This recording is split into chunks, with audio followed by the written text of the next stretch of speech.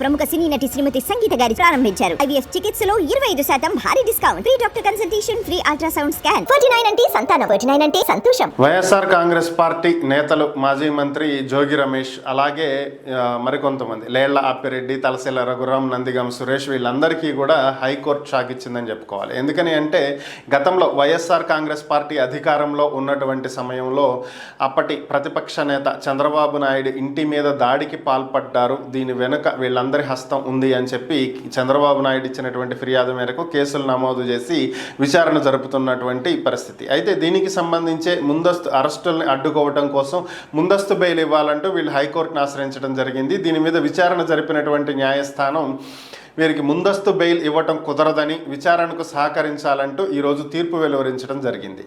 So ఈ నేపథ్యంలో anticipatory bail రానటువంటి నేపథ్యంలో మరి వీళ్ళు అరెస్టుకి కాబడతారా లేదా మరి ప్రభుత్వం లేదా పోలీస్ అధికారులు విచారణ చేస్తున్నటువంటి అధికారులు అరెస్టు చేయకుండానే విచారణ జరుపుతారా అనేది చూడాల్సి ఉంది. అయితే వీరి తరపున వాదనలు వినిపించినటువంటి న్యాయవాది ఒక వారం రోజుల పాటు గడువివ్వాలని, సుప్రీంకోర్టులో మరలా దీన్ని అప్పీల్ చేసుకుంటానికి అవకాశం ఇవ్వాలని, అప్పటి వరకు కూడా వీరి మీద పోలీసులు ఎటువంటి చర్యలు తీసుకోవద్దనేటువంటి ఆదేశాలు ఇవ్వాలని, అరెస్టులు చేయొద్దని చెప్పి ఆదేశాలు ఇవ్వాలంటూ కోర్టుకి విన్నవించడం జరిగింది. ఈ నేపథ్యంలో దీనికి సంబంధించినటువంటి తదుపరి విచారణని మధ్యాహ్నం తర్వాత పరిశీలిస్తాము అని చెప్పి హైకోర్టు చెప్పడం జరిగింది. మరి దీనికి తగ్గట్టుగా కోర్టు ఆదేశాలు ఇస్తుందా లేదా అనేది వేచి చూడాలి.